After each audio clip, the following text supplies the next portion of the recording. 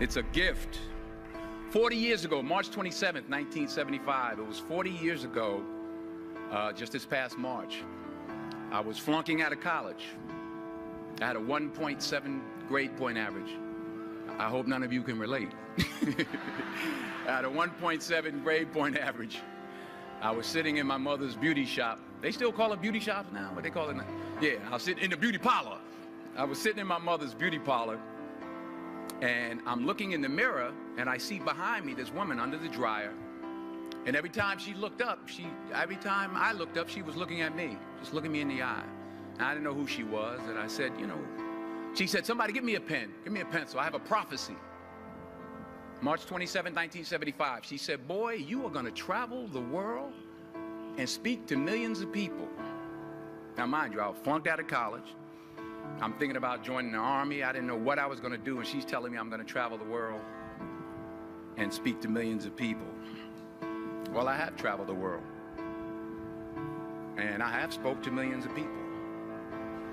But that's not the most important thing, the success that I had. The most important thing is that what she taught me and what she told me that day has stayed with me since. I've been protected, I've been directed, I've been corrected. I've kept God in my life, and it's kept me humble. I didn't always stick with him, but he always stuck with me. So stick with him in everything you do. If you think you want to do what you think I've done, then do what I've done and stick with God. Number 2, fail big. That's right. Fail big. Today's the beginning of the rest of your life, and it can be very frightening. It's a new world out there. It's a mean world out there, and you only live once. So do what you feel passionate about. Take chances professionally. Don't be afraid to fail. There's an old IQ test, was 9 dots, and you had to draw 5 lines with a pencil within these 9 dots without lifting the pencil. The only way to do it was to go outside the box. So don't be afraid to go outside the box. Don't be afraid to think outside the box. Don't be afraid to fail big, to dream big. But remember, dreams without goals are just dreams, and they ultimately fuel disappointment. So have dreams, but have goals. Life goals, yearly goals, monthly goals, daily goals. I try to give myself a goal every day. Sometimes it's just to not curse somebody out. Simple goals, but have goals. And understand that to achieve these goals, you must apply discipline and consistency. In order to achieve your goals, you must apply discipline, which you have already done, and consistency every day, not just on Tuesday and miss a few days. You have to work at it every day. You have to plan every day. You've heard the saying, we don't plan to fail, we fail to plan. Hard work works. Working really hard is what successful people do. And in this text, tweet, twerk world that you've grown up in, remember, just because you're doing a lot more doesn't mean you're getting a lot more done. Remember that. Just because you're doing a lot more doesn't mean you're getting a lot more done. Don't confuse movement with progress. My mother told me, she said, yeah, because you can run in place all the time and never get anywhere. So continue to strive, continue to have goals, continue to progress. Number 3, you'll never see a U-Haul behind a hearse. I'll say it again. You'll never see a U-Haul behind a hearse. I don't care how much money you make, you can't take it with you. The Egyptians tried it. They got robbed. That's all they got. You can't take it with you. And it's not how much you have. It's what you do with what you have. We all have different talents. Some of you will be doctors, some lawyers, some scientists, some educators, some nurses, some teachers. Yeah, okay. Some preachers. The most selfish thing you can do in this world is help someone else. Why is it selfish? Because the gratification, the goodness that comes to you, the good feeling that I get from helping others, nothing's better than that. Well, one or two things, but nothing's better than that. Not jewelry, not big house I have, not the cars, but it's the joy. That's where the joy is, in helping others. That's where the success is, in helping others. Finally, I pray that you put your slippers way under the bed tonight, so that when you wake up in the morning, you have to get on your knees to reach them. And while you're down there, say thank you for grace. Thank you for mercy. Thank you for understanding. Thank you for wisdom. Thank you for parents. Thank you for love. Thank you for kindness. Thank you for humility. Thank you for peace. Thank you for prosperity. Say thank you in advance for what's already yours. It's how I live my life. That's why I am, one of the reasons why I am today.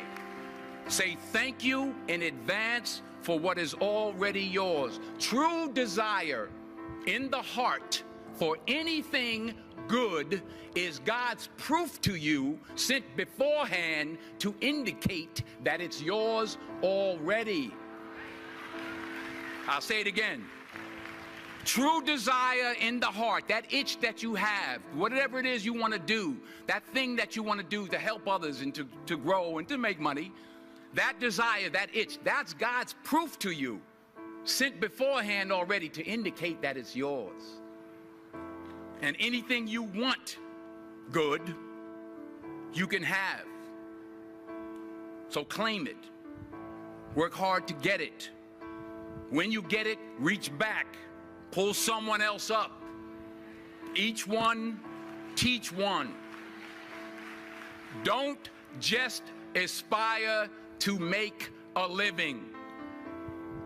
Aspire to make a difference. So I had to be here. I had to come. Even though I was afraid I might make a fool of myself. In fact, if you really want to know the truth, I had to come exactly because I might make a fool of myself. Now, what am I talking about? Here it is. I found that nothing in life is worthwhile unless you take risks. Nothing. Nelson Mandela said, "There is no passion to be found playing small and settling for a life that's less than the one you're capable of living." Now, I'm sure in your experiences in school and applying to college and picking your major and deciding what you want to do with life, I'm sure people have told you to make sure you have something to fall back on. Make sure you got something to fall back on, honey.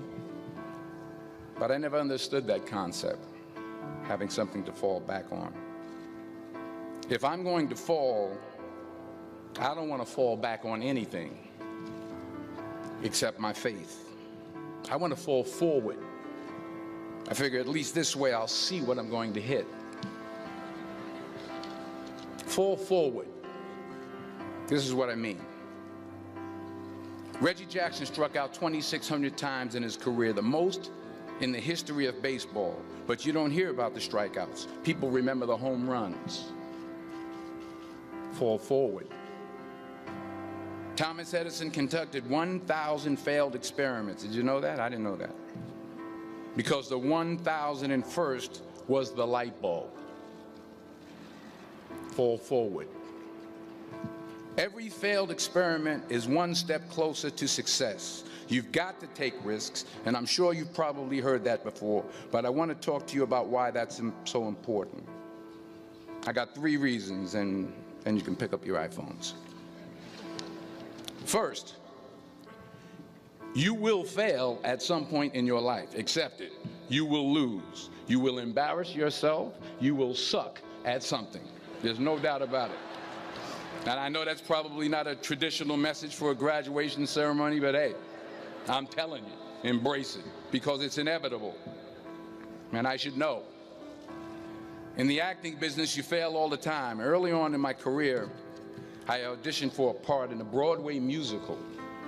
Perfect role for me, I thought, except for the fact that I can't sing. So I'm in the wings, I'm about to go on stage, but the guy in front of me, he's singing like Pavarotti. He's just, and he's just going on and on and on, and I'm just shrinking. I'm getting smaller and smaller. So they say, oh, thank you very much, and you'll be hearing from us. So I come out with my little sheet music, and it was Just My Imagination by the Temptations. That's what I came up with. So I hand it to the accompanist, and she looks at it and looks at me and looks out at the director and was like, all right.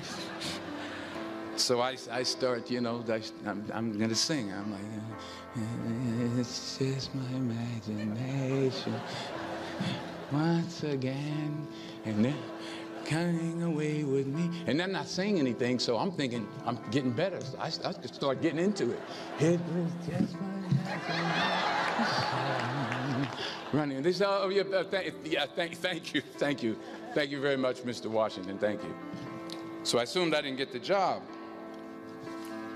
But the next part of the audition, he called me back. The next part of the audition is the acting part of the audition. So I'm like, hey, okay, maybe I can't sing, but I know I can act.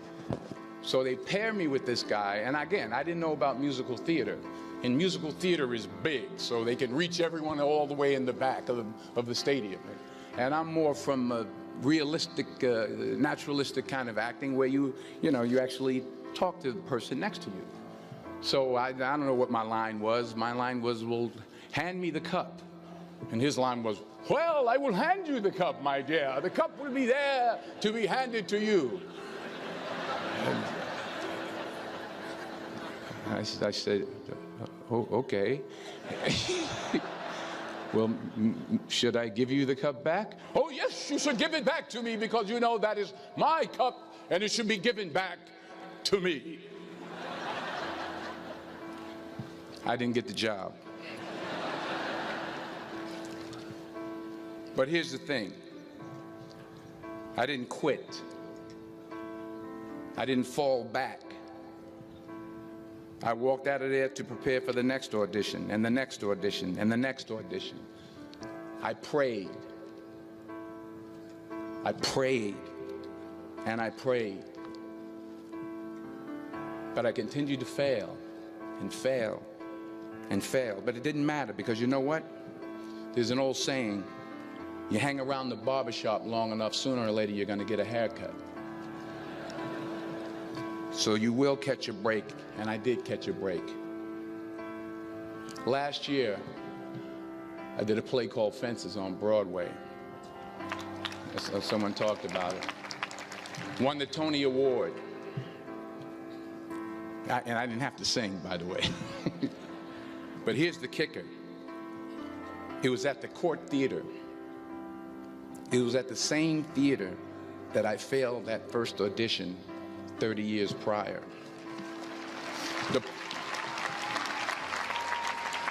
The point is, and I'll pick up the pace, the point is every graduate here today has the training and the talent to succeed. But do you have the guts to fail? Here's my second point about failure. If you don't fail, you're not even trying. I'll say it again. If you don't fail, you're not even trying. My wife told me this great expression. To get something you never had, you have to do something you never did. Les Brown's a motivational speaker. He made an analogy about this. It says, imagine you're on your deathbed, and standing around your deathbed are the ghosts representing your unfulfilled potential.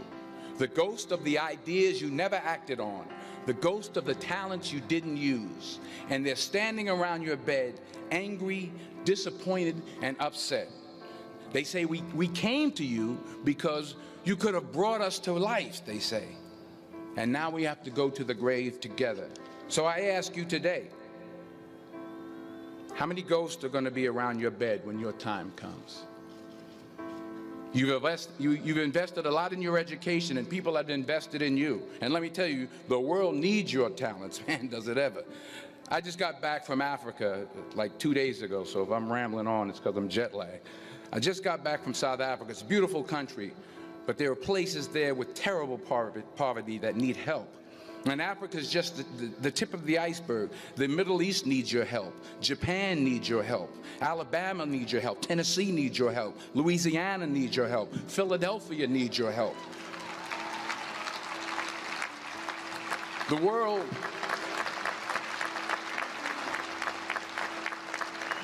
world needs a lot, and we need it from you. We really do. We need it from you young people. I mean, I'm not speaking for the rest of us up here, but I know I'm getting a little grayer. We need it from you, the young people, because remember this. So you got to get out there. You got to give it everything you got, whether it's your time, your talent, your prayers, or your treasures. Because remember this. You will never see a U-Haul behind a hearse.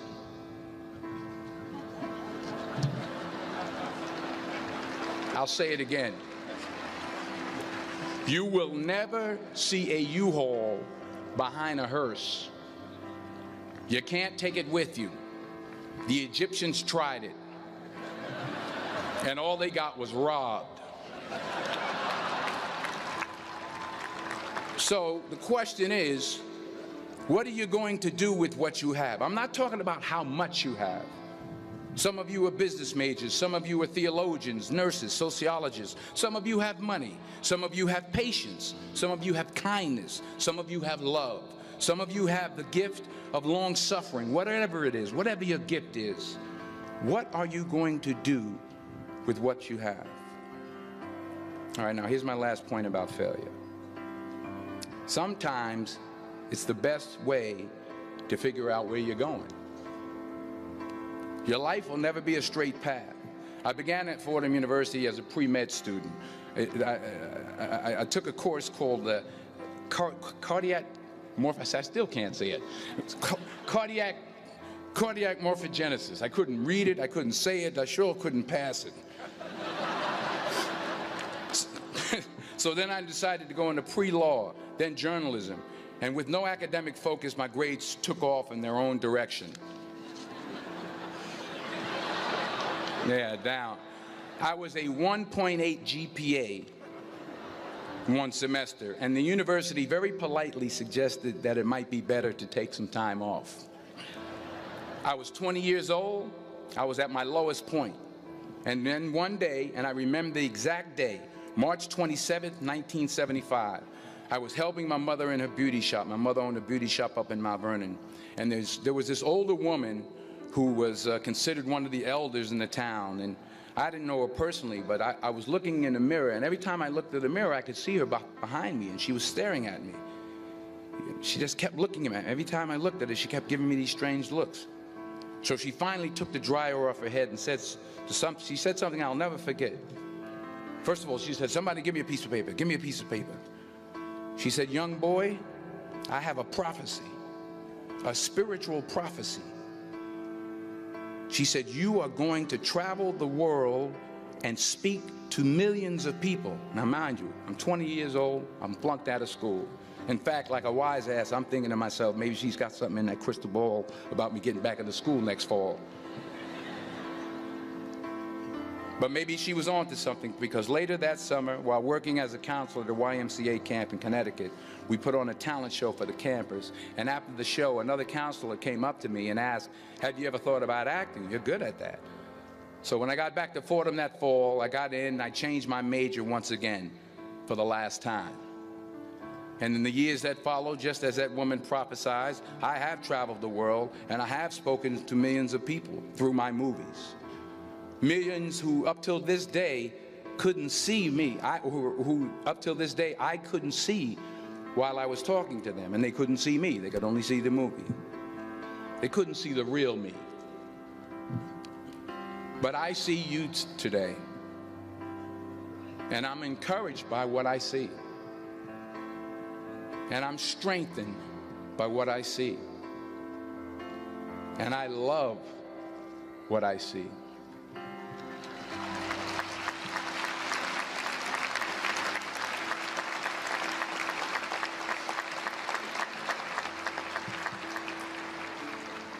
One more page, and I'll shut up. Let me conclude with this one final point, and actually the president kind of brought it up. It has to do with the movie Philadelphia. She stole my material. Many years ago, I did this movie called Philadelphia. We filmed some of the scenes right here on campus. Philadelphia came out in 1993. Most of you were probably still in diapers. Some of the professors, too. But that cracked me up. But it was a good movie. Rent it on, what do you call it, Netflix. It's a good movie. Rent it. I get 23 cents every time you rent it, please. Rent it. True. Parents up there, rent it. Netflix, please. Tell your friends, too. It's about a man played by Tom Hanks who's fired from his law firm because he has AIDS. He wants to sue the firm, but no one's willing to represent him until a homophobic ambulance chaser lawyer, played by yours truly, takes on the case. In a way, if you watch the movie, you'll see everything I'm talking about today. You'll see what I mean about taking risk or being willing to fail. Because taking risk is not just about going for a job. It's also about knowing what you know and what you don't know. It's about being open to people and to ideas. In the course of the film, the character I play begins to take small steps, small risks.